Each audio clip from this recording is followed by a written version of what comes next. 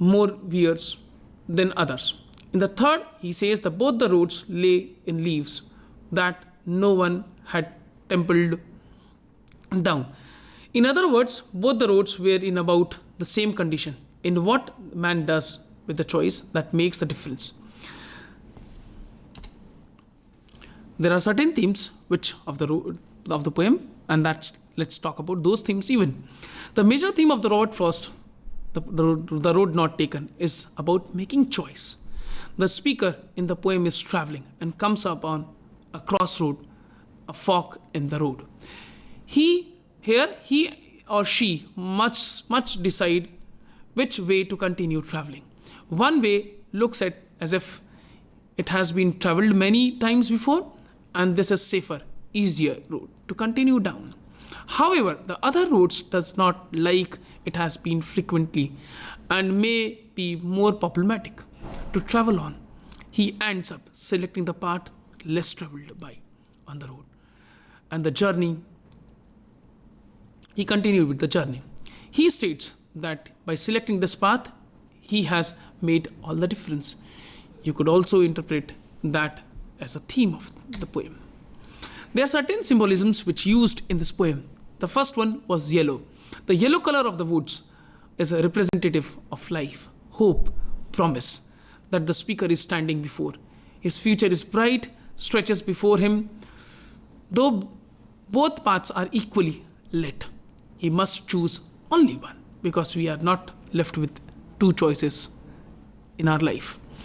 Sailing, it is rightly said somewhere that sailing on two boats, it's always dangerous. So you'll have to choose one to survive in the world, in the life. The third one, the second symbolism used in this poem is the woods. The poem is set in the woods because we get an image of quite deserted place. When the speaker is left alone to decide, there are no road sign or people to stop and ask for directions. Simply, there are no signs in life designed to help people choose their path. The third one, which is mentioned in this poem, is the roads. The roads are symbolic of the poem path we take in life. Every road leads to specific place, and the nature of one's destination depends entirely on the decision that one makes. We do not just arrive at the location, we make a series of choices that lead us there. You must have experienced this in your life. Wherever you are today, you must have chosen so many, you must have taken so many decisions to come up to that level. The fourth one is the morning. Morning represents the new beginning and endless possibilities the day ahead has to offer. Frost says the poem in the morning to reveal that the speaker is in the early year of his life and his future is spent out before him. Let's move on to another poem, which is Stopping by the Woods on a Snowing Evening. And we'll be talking about the introduction, summary, analysis, thematic, and symbolisms in it. Before we proceed further, let's watch the poem and understand what the poem is. By Robert Frost. Whose woods these are, I think I know. His house is in the village, though. He will not see me stopping here to watch his woods fill up with snow. My little horse must think it queer to stop without a farmhouse near. Between the woods and frozen lake, the darkest evening of the year. He gives his harness bells a shake to ask if there is some mistake. The only other sound's the sweep of easy wind and downy flake. The woods are lovely, dark and deep, but I have promises to keep, and miles to go before I sleep, and miles to go before I sleep. Miles to go before I sleep, and miles to go before I sleep. These two lines, which says a lot before it actually begins. Let's understand what is the introduction of the poem. Stopping by Woods on Snowy Evening is generally regarded as Frost's masterpiece. The poem was included in Frost Collection's New Hampshire in 1923, for which he won the first of his 4 Pulitzer Prizes. It's Frost's most famous poem and one which he himself viewed as the best bed for remembrance. It is also perhaps Frost's most frequently taught and anthologized poem. The speaker in the poem, a traveler by horse on the darkest night of the year, stops to gaze at the wood filling up with snow. While he is drawn to the beauty of woods, he has obligations which pull him away from the allure of nature. The lyric quality of stopping by the woods on a snowy evening can be heard in the enchanting final stranger. Now, when we talk about what the poem is, the speaker in this poem is traveling at night through the snow and pauses his horse near the woods by the neighbor's house to watch the snow falling around him. His horse shakes his harness bell, questioning the pause. Perhaps this place is not their usual route. He is curious that he does not appear to be farmhouse nearby. The speaker continues to stand near the woods, attracted by the deep, dark silence in the surrounding. He feels compelled to move further into the snowy woods, but he ultimately decides to continue, concluding with perhaps the most famous lines of the poem. But I have promised to keep, and miles to go before I sleep, and miles to go before I sleep. The scene of this poem is cold, snowy, evening of early winter. The principal character are the poet, horse, and the winter night. The poet is alone except for his horse. He stops by the woods of a neighbor, a man who lives in the village. The woods are filling with snow, and he simply wants to watch the scene. In the second and the third stanza, the poet conjectures that the horse must think him crazy to stop in the deserted spot on such a cold night. The last stanza contains the poet's statement on the beauty of the scene. But he does not linger any longer. He has long way to go home and things to do when he gets there. Let's talk about the analysis of the poem. This is one of the Frost's best known poem. The first between the practical poet and the practical owner of the woods, who presumably has enough sense to be inside his sung house on the snowy night. The second is between the poet and the horse, who cannot imagine why the driver should want to stop in this inhospitable place. These practical begins might be prudent, however, they lack a sensitivity which the poet possesses.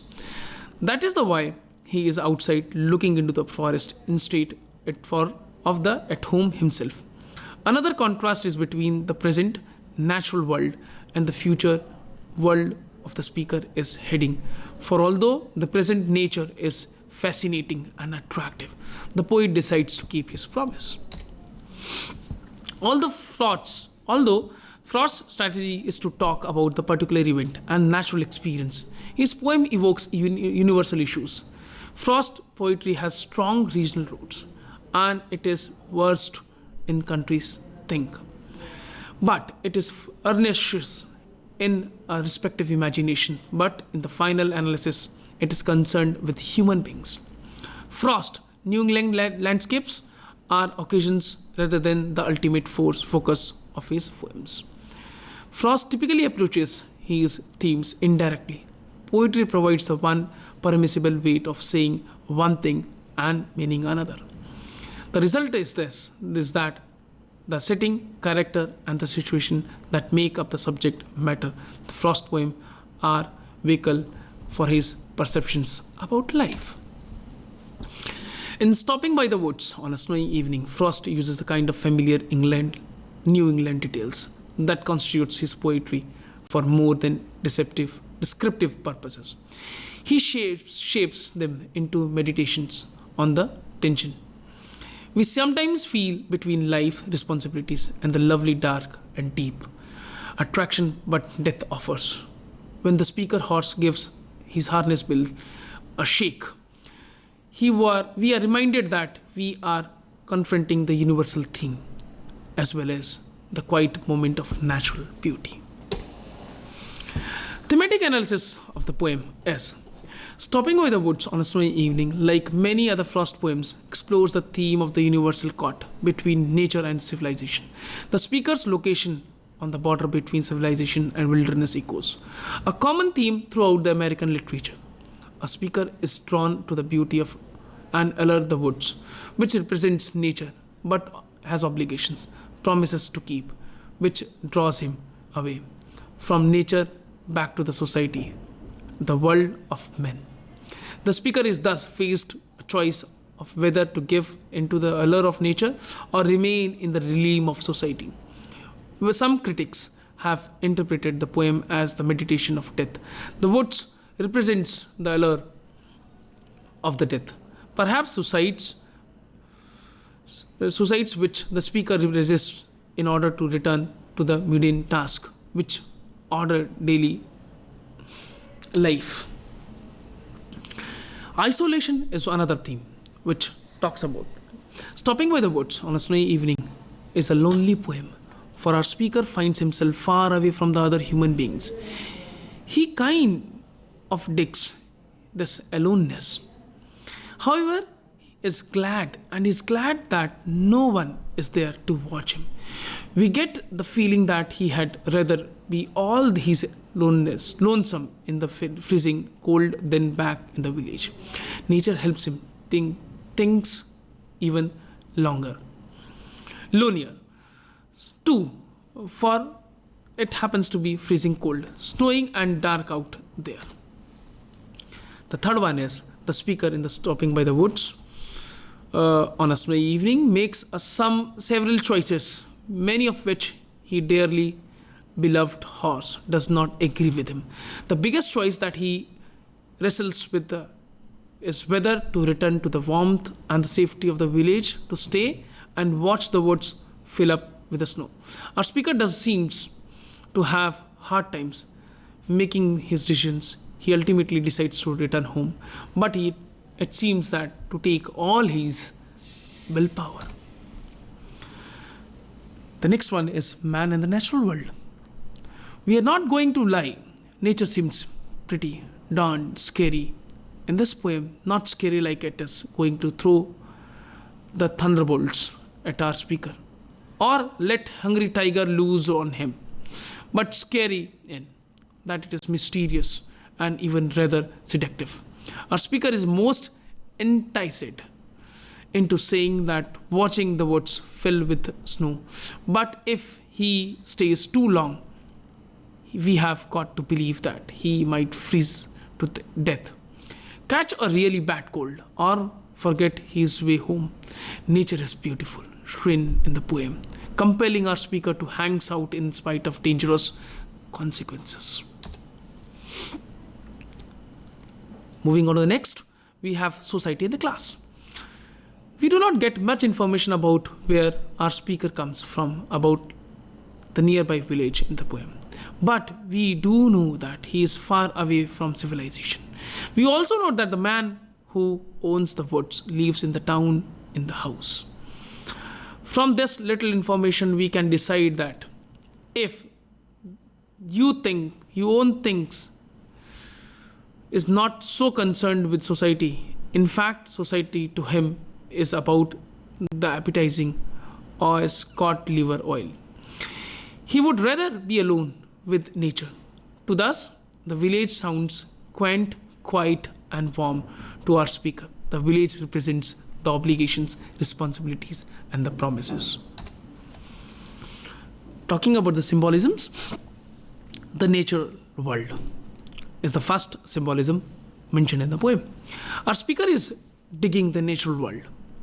Picturing him hanging out with the horse between the frozen lake and edge of the woods, while the snow falls gently all around him. The idea of the village, of the farmhouse, or the promises he must keep are not nearly appetizing to our speaker as the cold beauty of the world around him. There is something very luring about the easy wind and the drowning flakes in line number 12, and we get the sense that the natural world is pretty compelling and pretty good at convincing our speaker to forget our civilization.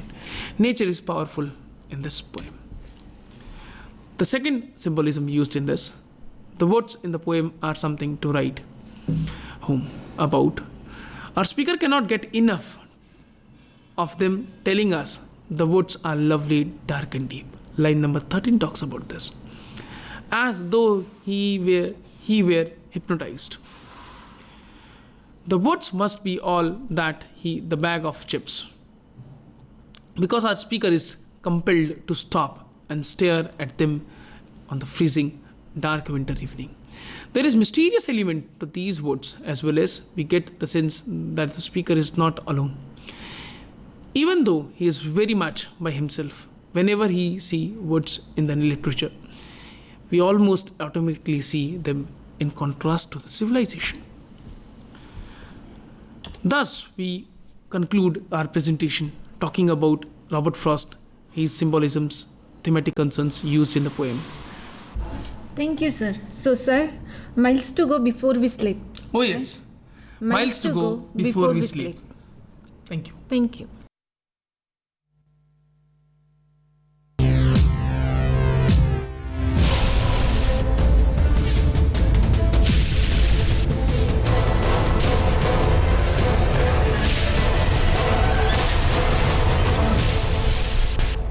SANDHAN,